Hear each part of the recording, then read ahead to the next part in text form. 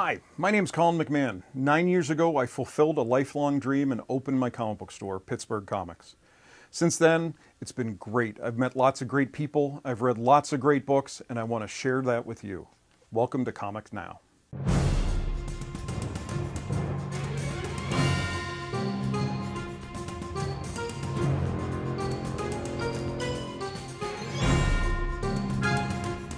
Hey everybody, welcome to Comics Now number 4. Happy New Year, it's January. And this is always a really interesting time for the comics industry.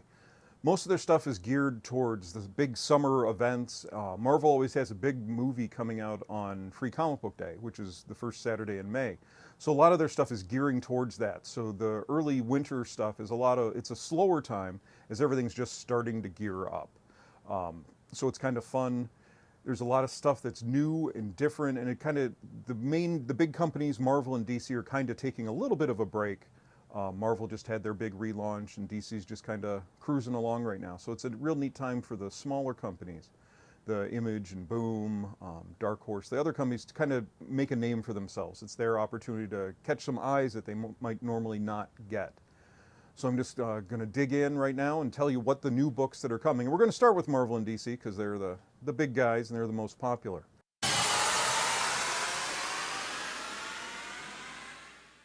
Finally, Secret Wars is ending.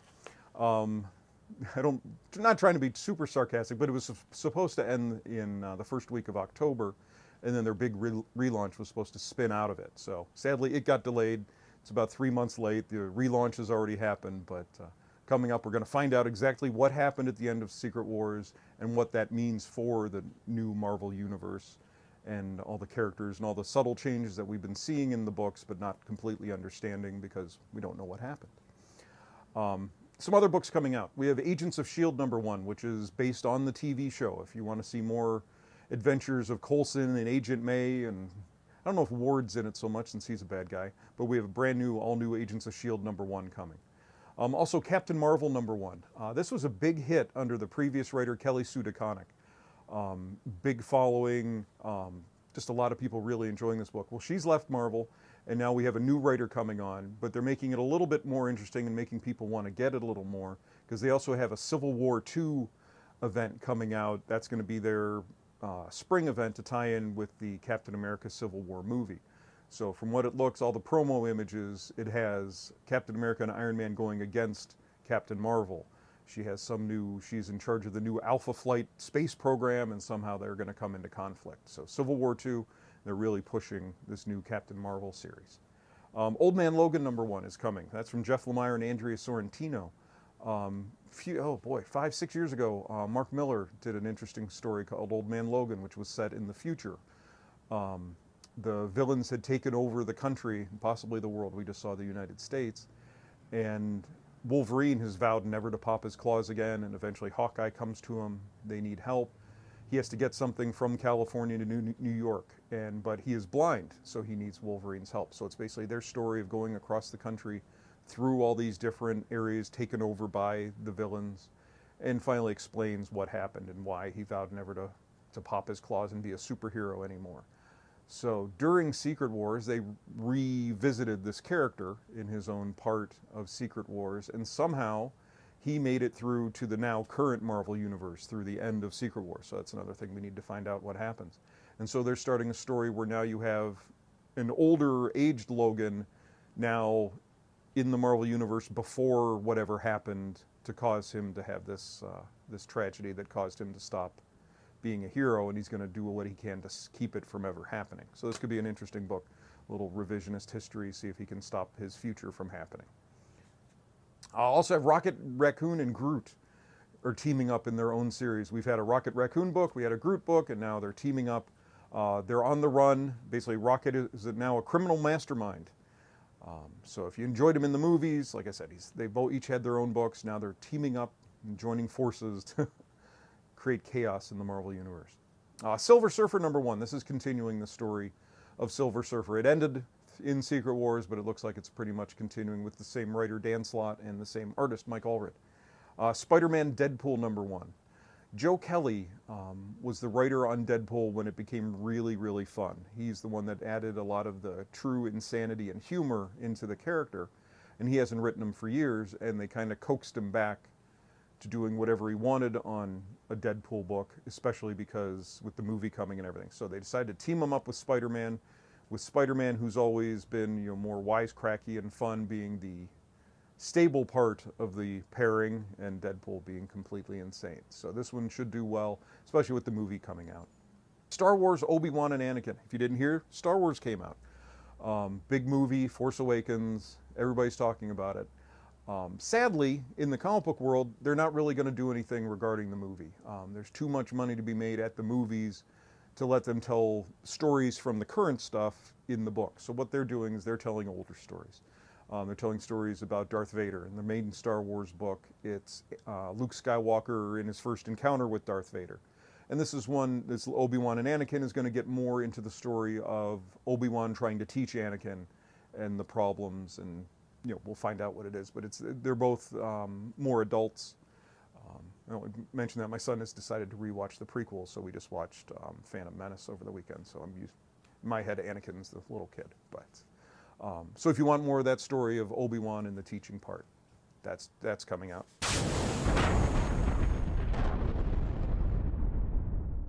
Then over at DC, not a ton of new stuff. They're pretty entrenched, but it's neat.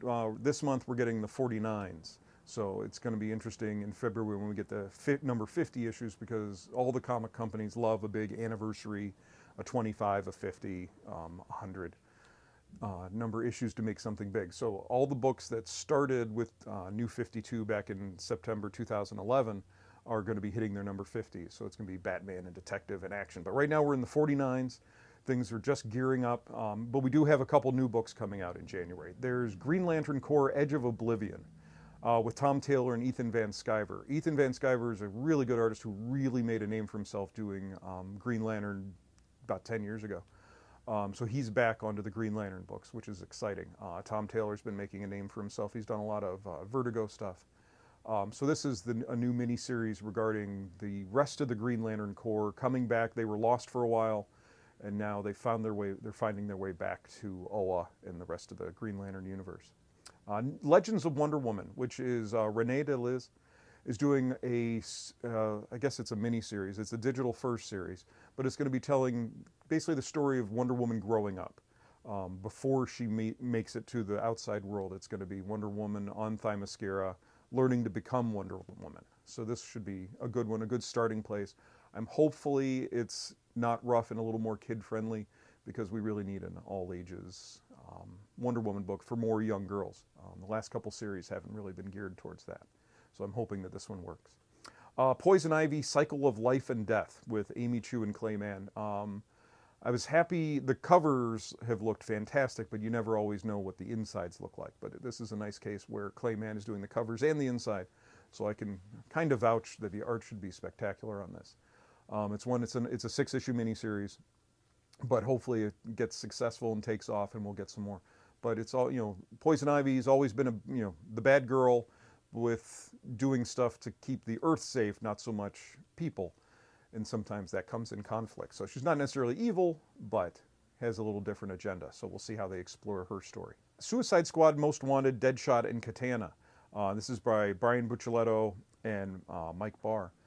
And there's also a Suicide Squad movie coming. There's a ton of movies coming out this year. And so they're tapping into that a little bit. The Suicide Squad book is doing well. And this is just going to spotlight on 2 of the characters who are going to be in the movie. Swamp Thing #1.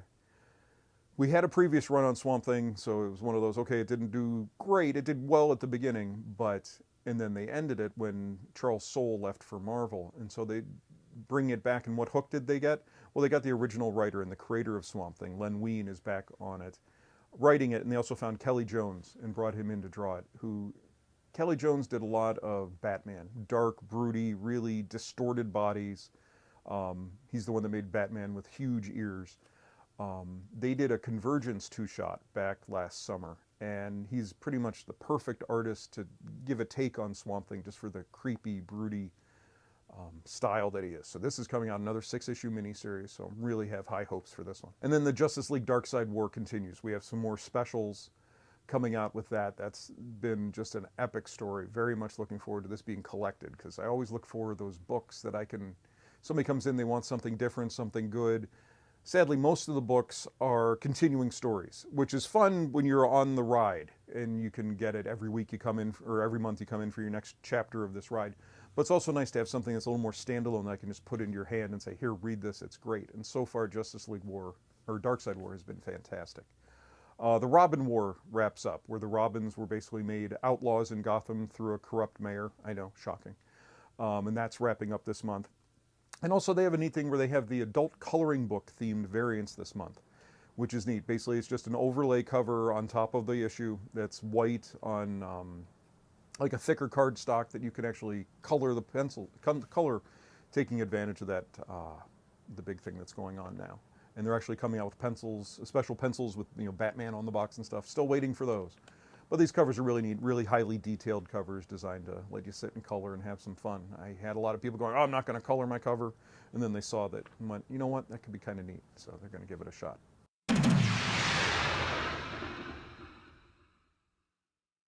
Coming from Image, we have some new stuff. There's Cry Havoc, which is from Cy Spurrier, who did my favorite Six Gun Gorilla, and Ryan Kelly, and it's basically a book about a werewolf who goes to war. So we'll see what that's about. That's the one neat thing with Image, is there's a lot of independent ideas, books that wouldn't necessarily work at Marvel or DC, that the creators have probably had bouncing around in their heads for a long time, and this is the way they can get them out and get their stories told. Four Eyes, Hearts of Fire, that's a new one, Joe Kelly. It's about a boy and his dragon. That's Four Eyes is his dragon. There was a previous series that was really well received, and he's back because he has more stories to tell. Pencilhead, which is Ted McKeever giving basically his almost autobiographical story of his coming up in his career in the what he calls the absurd world of the comic book industry. So this one should be interesting, seeing it, a little insider take. Ted McKeever has always been a little out there, so this could be very interesting. IDW has some new books coming. We have Gutter Magic #1. It's an action-packed urban fantasy set in modern New York City where World War II was fought with magic.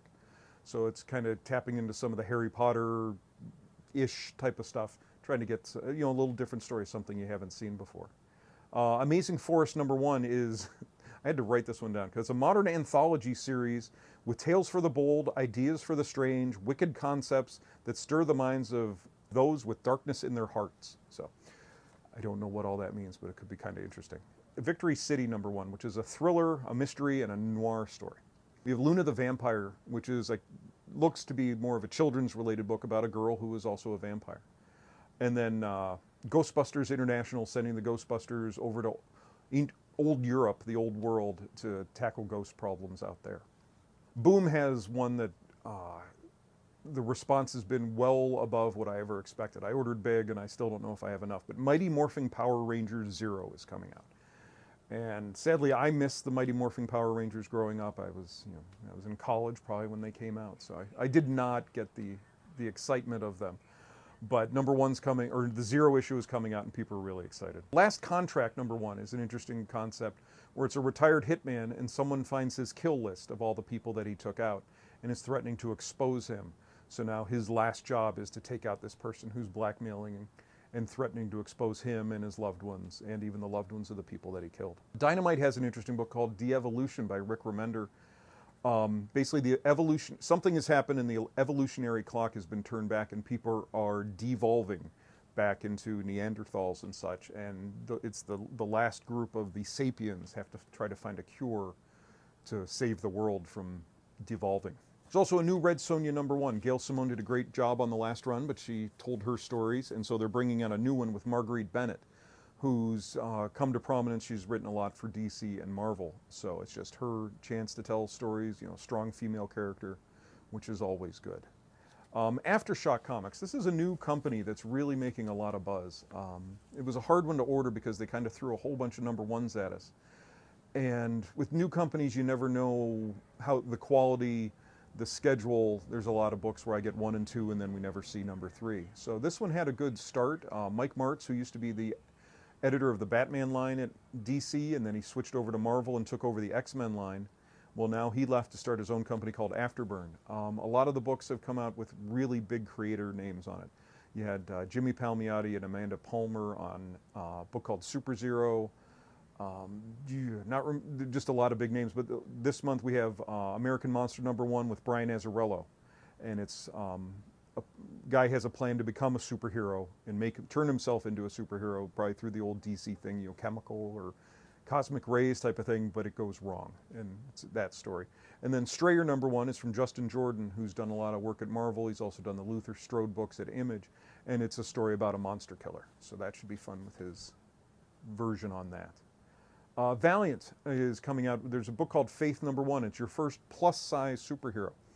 It's a story of Faith, who is part of the Harbinger group, and she can fly, but she's not your typical female superhero. She's not your Wonder Woman or Supergirl. She's just a little different. So it's going to be fun to get a story of someone who's a little more, insecure about herself and using her powers for good.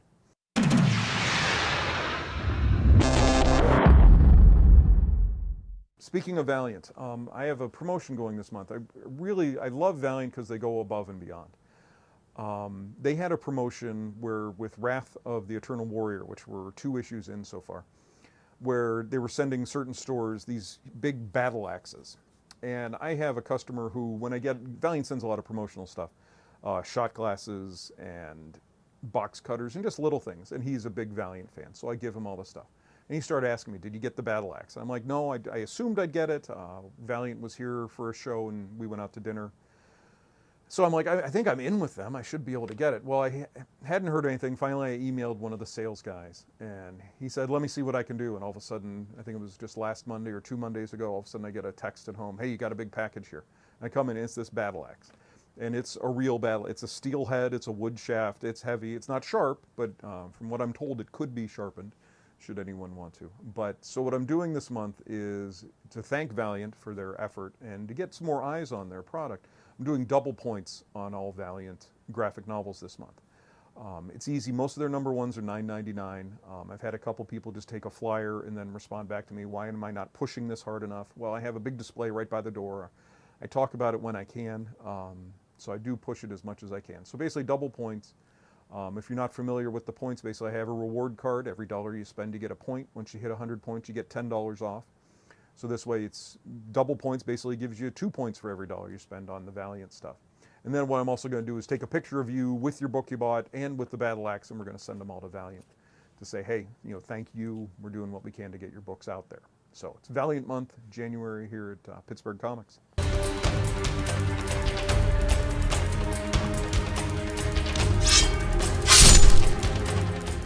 And then just a couple things about what's going on here at the store. My mission this winter is, I have 168 long boxes of back issues, but sadly I don't curate it well. I don't keep it stocked well. We kind of fill it when we can. And I've decided that's really what I want my focus to be this winter, to keep that fresh, keep you guys coming in, finding stuff you're looking for.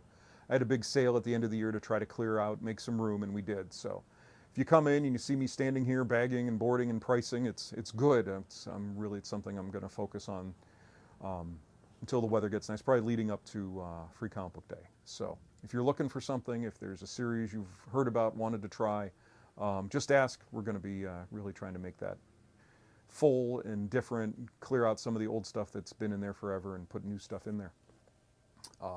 Also, this is a little bit early, but it's not as early as I thought. I'm only about 5 weeks away from going to Portland for the annual Comics Pro retailer meeting.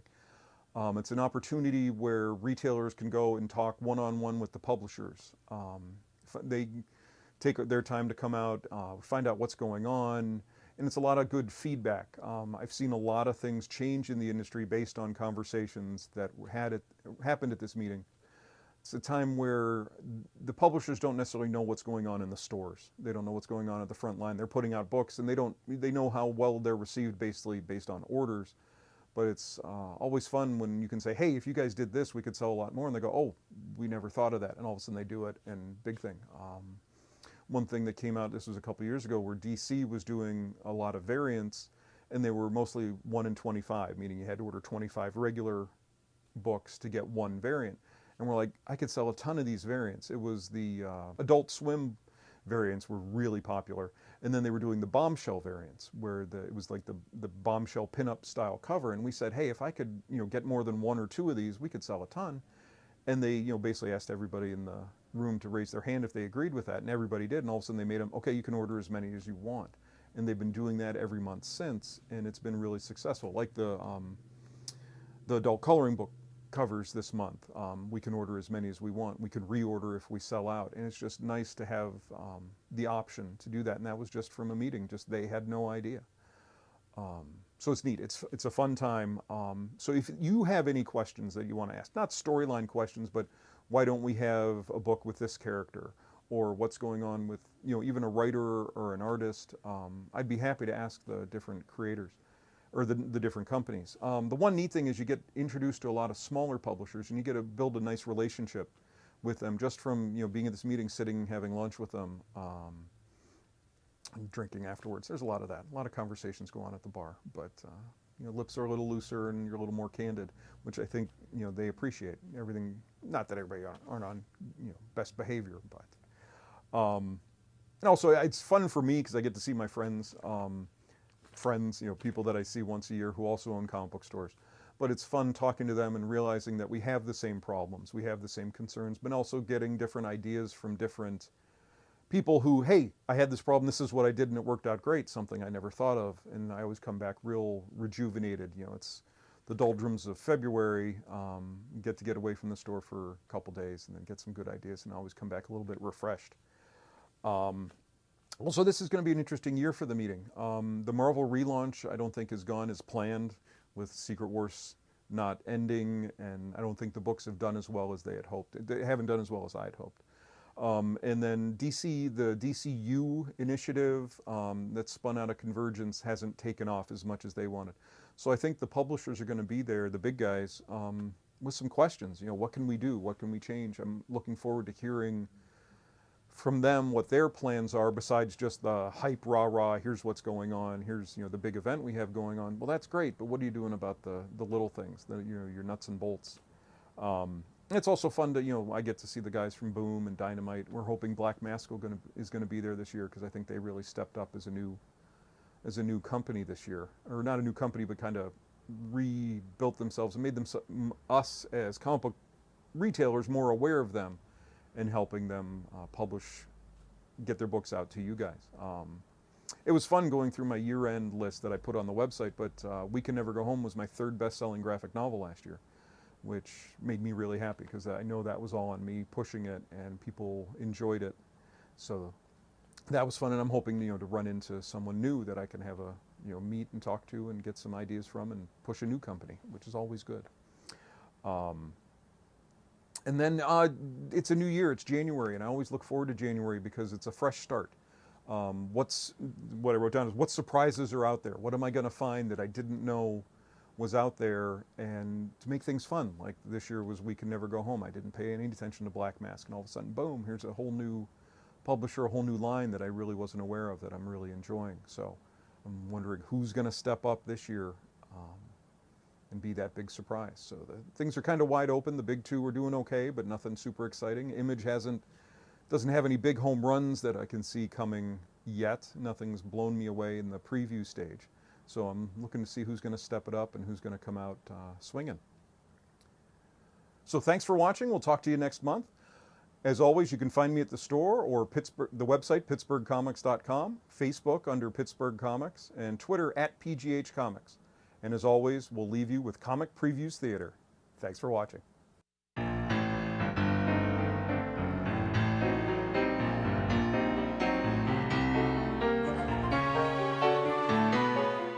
I'm just saying, it was a really convincing levitating kitten. If you saw it, you would be like, damn, that's the most sincere and lovable floating cat head I've ever had a chat with. And most importantly, I was like 85% sober. Deadpool. Yes, Spider-Man? Take all of those words swirling inside that toxic waste vat you call your brain and suffocate them, every last syllable.